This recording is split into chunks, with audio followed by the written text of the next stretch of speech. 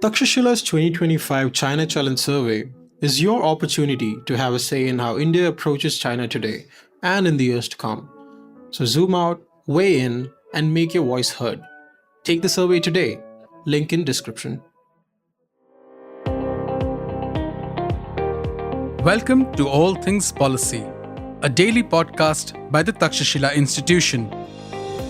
We are a bunch of policy nerds based in Bengaluru, and we like bringing fresh perspectives to Indian affairs and Indian perspectives to global affairs. So grab a cup of coffee, sit back, and join us for today's chat.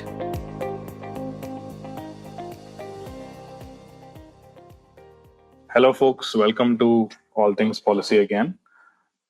There's been an interesting news that was announced recently, and Arindam and I thought this would be a great chance to discuss this. I am Ashwin, and with me is Arindam in the studio. We are both research analysts with the Takshashila Institution. And here's the news announcement that many of you must have read, which is that India is moving to allow private players to participate in conservation of protected monuments. They are thinking of doing this under a public-private partnership model, and it will be supervised by Archaeological Survey of India, which was the institution traditionally doing the conservation. And it's going to tap into the National Culture Fund. And for starters, they are trying this out with 250 monuments to see how it goes. And perhaps in the future, the list will be expanded to include more monuments. So this is the new development in heritage conservation policy in India. And I thought, this is a good topic to chat. So welcome, Arindam. How are you doing? Hey, thanks, Ashwin. Looking forward to the discussion. Interesting topic that you've chosen for this. And since you've given the introduction to this, let's start with the question: why is heritage conservation a government responsibility? I mean, we have taken it for granted, but if you were to look at it from a public policy angle, we being research analysts in this domain, what do you think are the market failures that necessitate a government intervention in this, or are we wrong to even look at it from a public policy market failure angle? I think that the market failure angle is a great lens to examine this issue, Arindam. And that's a great question. I think the answer to why places like the Hampi and the Taj Mahal are maintained by government is the same reason why our roads are maintained by the government. So if you ask the question of why the roads need to be fixed in Bangalore, the reasons why the government should fix the roads, the same thing would probably apply here, right? So what happens when a road is well maintained and fixed? Number one is people will be more willing to ply on that road, and all of the people will be happy to use that road more frequently. As a result, there will be many shops on that road that will benefit. They will gain better business, and that just further leads to more investment and a better economy for the country. And maybe there is a school on this road, and the children that go to school will be benefited. Maybe without this road, the school is very far away for many kids, and they'll not even be able to make it to this school. But with this road, they'll be able to make it to this school. So there are a lot of these, unseen benefits out of maintaining this public good that the government maintains. And when you don't have the government doing this, because you can't really stop anyone from going into the road, right? So without the government doing it, nobody else will be willing to do it. Not one single shopkeeper will be able to do it because it's too costly for him, right? And it's not like when he maintains it, all of the people will come to his shop. It's that many people will go to other shops also. So all the other shops will be free riding on this shopkeeper if he takes up the responsibility to maintain this road. So basically, you need an entity that is not thinking in terms of profits when maintaining this road, but thinking in terms of what is good for the overall society and economy. And it is there are also like other factors, like the road needs to be not maintained for 1 year or 5 years or 10 years, but for hundreds of years. It's a long-term commitment, and when you have such a like a long-term responsibility, it is better that an institution like the government do it instead of private actors who will likely change over time. They might not persist for that long, right? And so bringing this to the whole argument about heritage conservation, it's the same thing, that a city like Italy, with all its historical monuments, when well maintained for visitors, also brings businesses for the local hotels, restaurants, right, and even maybe the all the other shops in the area. It becomes a great place for knowledge and culture. So many of the good universities offering cultural studies are in London, because they can just take their students to the British Museum and show them artifacts in person. So these are all things that, and also because there are already so many, like experts in London studying this, and they can also teach. So you have all of these multiple connections coming together and making great things happen. And so, in such a context, it has to be the government that does heritage conservation, and that is the case around the world, because you simply can't have it in the hands of private sector or in the hands of some society trying to handle it on a voluntary basis, because there are honestly too many monuments in a country like India. But the problem with India is that there is so much heritage. We have so much history, and there is so much heritage that I think just the Archaeological Survey of India (ASI) that was in charge of handling this, they have over 3,700 monuments to maintain, and it's a single agency with limited funding, limited personnel, limited everything.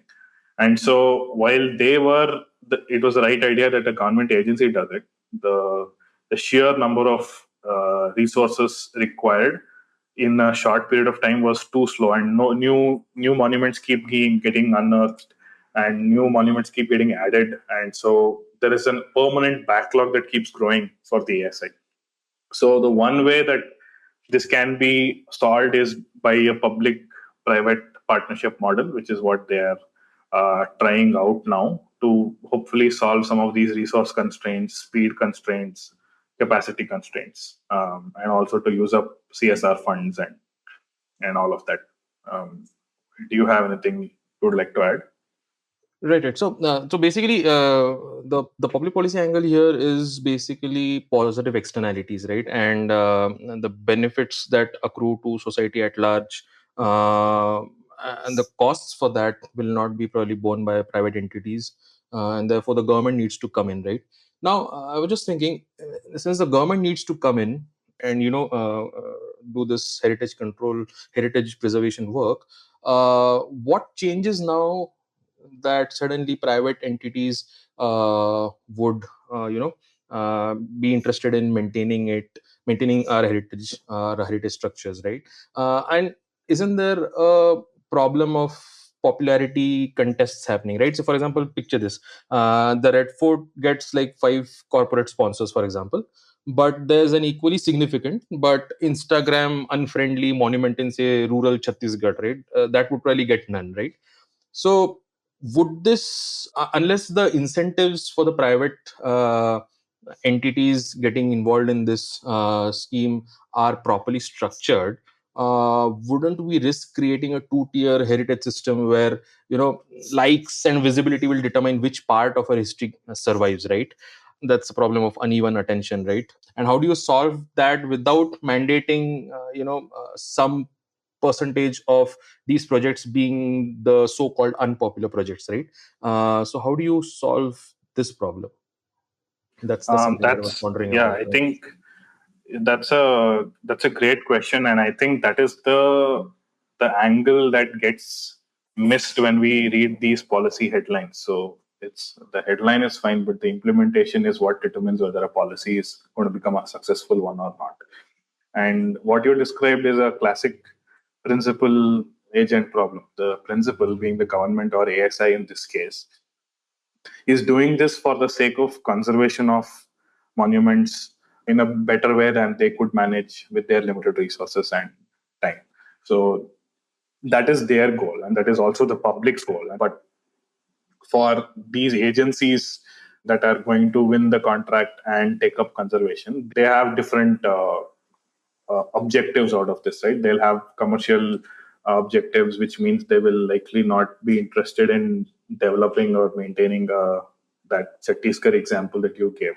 And so I think here is where the contracts that the government comes up with for all of these RFPs is going to be key. How good are the contracts? Are they covering, or what is stopping? Let's say the Taj Mahal is outsourced to a private sector company. What is stopping this company from just slapping an ad billboard on top of one of the beautiful places inside on the Taj Mahal walls? What is stopping them from doing that? Those are, again, will have to be controlled by the contracts that the government designs in outsourcing this work to a private entity. And then again, there has to be a good KPI, there has to be audits to ensure that the contract is being neatly followed. And there should also be some peer review process of some sort. And all of this will reduce the moral hazard and all of the risks that come in when you are opening this up to the private sector. Right, right. Now, since you talked about so many things that the government will have to do, right? And in this case, probably all of this will fall on the shoulders of the ASI, right? So I was Yeah. just wondering, do we have the regulatory backbone to do all of this, right? And there are some other problems also, right? I mean, apart from the ones that you just mentioned, there is the commodification problem, right? Or as we say, eventization, right? So. Yeah. This policy hints at allowing private cultural events at these adopted sites, Yeah. and that could be used to generate revenue. Now just imagine there's like a corporate gala happening inside Qutub Minar, or there's a product launch happening at Humayun's tomb, right? Yes, obviously it funds upkeep, it gets government revenue, it helps us maintain other monuments which are not probably covered by the scheme.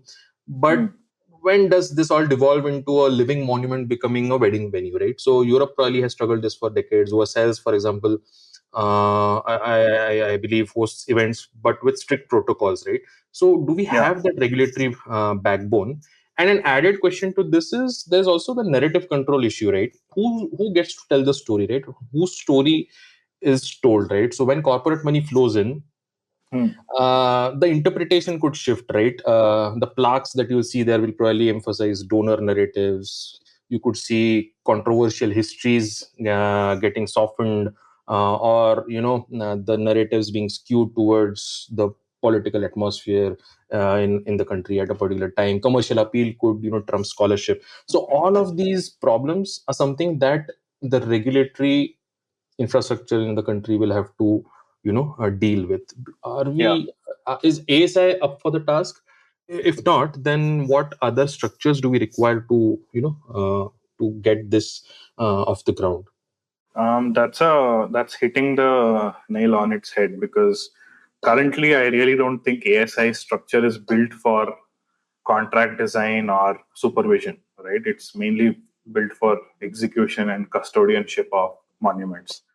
To give our listeners some details, currently I think ASI runs over 30 regional circles and branches, and it's basically an implementer that protects 37,700 monuments, and it has limited resources to do it, so it's doing the best it can. And so the expertise, the personnel, the human resources, and the experience that this needs is completely different from the other things that it will need further, like KPIs and audits and peer reviews and parallel private projects. So it's going to be a completely new shift in role for ASI, and so that this has to be accompanied with a lot of new hiring and an influx of talent to handle this, and that we have to see how that will happen. And to give a quick overview of what kind of oversight we would need, we would need like minimal ambiguity in how we allow private sector to manage these projects. And there should be, maybe we can come up with some tired risks in terms of some places, like let's say Hampi is very high in fragility and also significance. So there, the peer review needs to be deeper, and the inspections need to be more frequent, and the contracts need to be tighter. But then there might be some other, let's say, in Bihar, there are some old Buddhist sites that are basically open, open to the sky, completely outdoors. Some monuments surviving, but it is very significant in its historical value, but low in fragility, where the risk can be lower, and therefore there is more freedom for the private sector enterprise to do what they want to do without actually causing harm to the site. And so, yeah, like something like this needs to be done. There's a lot to be done here, and this is where policy innovation will come into picture. And commodification as well, right? Like turning it into a wedding venue is it's a real risk, and it actually brings down the value of that monument in the public eyes and for the country as a whole.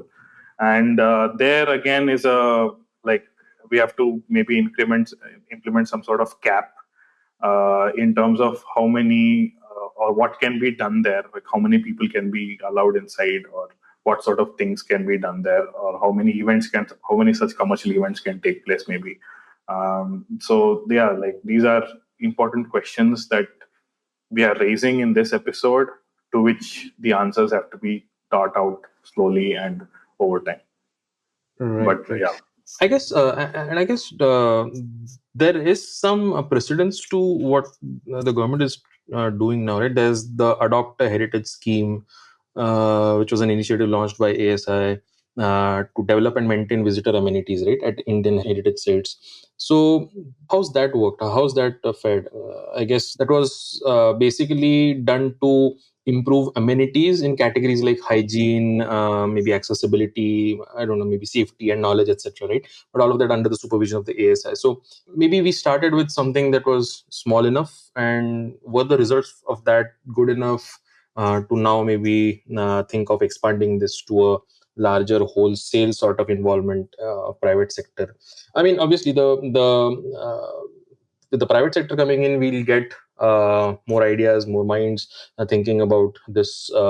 There is obviously a problem in India of heritage sites not being as tourist friendly as they should be. We have, as you mentioned, we have a great heritage, we have great cultural heritage, monuments, etc. And the involvement of the private sector will surely help. But I just wanted to understand whether it was the success of schemes like Adopt a Heritage scheme that encouraged the government to go ahead with something bigger than that. Yeah, the whole Adopt a Heritage this is being called the Adopt a Heritage 2.0, but the 1.0 version was mainly about improving the visitor experience. So they focused on building amenities around these monuments, maybe say like restrooms, or like parking space and things like that, and improving the visitor experience through better crowd control, crowd management. And there they did not do any core conservation work. But now there is a greater scope. So they will actually and like there was also a 2.0 which increased, like there was like more expansion of whatever they did, which is things like safety and knowledge experience, and mechanisms to create portals for each of these monuments, and signing MOUs for 5-year periods and things like that. But the PPP shift, which is what we are seeing now, is actually like core conservation work. They will now do things, for instance, like repairs. They will undertake repairs in the monument. They might undertake steps for material conservation. So the Taj Mahal yellowing would probably be a problem that a private sector company will soon solve in a few years, when Taj Mahal is finally, if and when the Taj Mahal is included in this list for private players. So these are things that ASI was directly in charge of, and now is being outsourced. In an ideal world, ASI would have all the time and money and personnel to take all of this on its own. But since we have a huge capacity gap in India, uh, this alternative seems to be the best of what we can currently do. And to their credit, they are doing this in phases, right? They have gained some experience working with private sector players during in the adopt a heritage schemes, and now they are opening it up only for 250 of these monuments. And based on their experience, maybe they will do it in phases, which is something that is something worth appreciating, because they're taking it up phase by phase, degree by degree, instead of doing something very wild at one go. So yeah, we are still in the early stages of this, and let's see how it evolves in the coming days. Worth keeping track of. Right. And there have already been some NCF backed projects, right? Like the Buleshwar Temple in Pune, the British Residency in Hyderabad, the Mandu monuments, and I guess some works at Purana Killa and the Red Fort, right? So how have those fared? Have there been any cost overruns, time overruns, etc., right? So has that really that donor state collaboration, has that worked well? And I guess there are some ongoing projects also. So and the fact that the fact that you just mentioned about experts being empaneled, and conservation experts, architects, etc., really would now come into this, right? So I guess this will be an interesting thing. But do we have any data or insights from the already ongoing NCF backed projects? Yes. So I am not familiar with all of the places that you mentioned, but I have read about some case studies. So the Buleshwar Temple in Pune, for example, this was all like CSR backed or CSR funded conservation schemes. And I think this was like, even now ASI remains a custodian with the Buleshwar Temple, but the conservation is executed by teams that are approved by ASI, and they are basically executing what the ASI is telling them to do. And this has largely been going on well. There have been no red flags. Nothing has been raised so far. So I guess that's something that is worth considering. And that British residency, the former British residency in Hyderabad also. So there has been a public stewardship paired with donors financing the conservation. And but again, like here also, while there have been no red flags, there is very little for us to judge based on whether they are successes or not. Based on my reading, I couldn't find much data. So I still feel like this is a limited use case. Some interesting examples are like what happened in Hampi, right?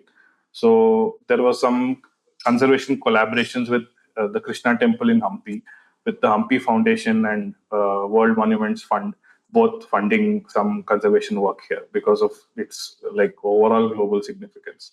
And those are all like they have all been deemed a success largely. And another interesting thing is that the Nizamuddin Humayun's Tomb Initiative, there also, I think many monuments were conserved using craftsmen from under UNESCO's patronage, and that there have been studies that link greater visitor volumes after some of these conservation works were carried out. So I guess this whole thing is a policy move that was worth considering and implementing, at least in the eyes of the government and the ASI. But yeah, we have to wait and see how it fares. Yeah, fascinating. I think, I mean, and if this works out well, and we are able to also, unearth some unknown monuments or less known monuments, right? That would be a cherry on the cake, right? Yeah. So, yeah, great scheme. Looking forward to how it works out. Yeah. Well, thanks, Arindam. This was a very interesting chat. And it's always fun to see how governments try and account for market failures and how they come up with solutions to redeem them. In India, at least, uh, we should be seeing more of this, right? More of the government efforts to solve for market failures instead of doing some of the other things which we often see. So I'm going to be continuing to track this, and maybe in the future we do another episode when we have more data and developments. So thanks, Arindam, and thanks for our listeners for tuning in. Catch you at the next one. Thanks, Ashwin, for having me here. Thanks. If you liked our show, dive into Takshashila's research on technology, strategy, and economic affairs. Check us out at our Twitter handle @Takshashila INST or our website takshashila.org.in.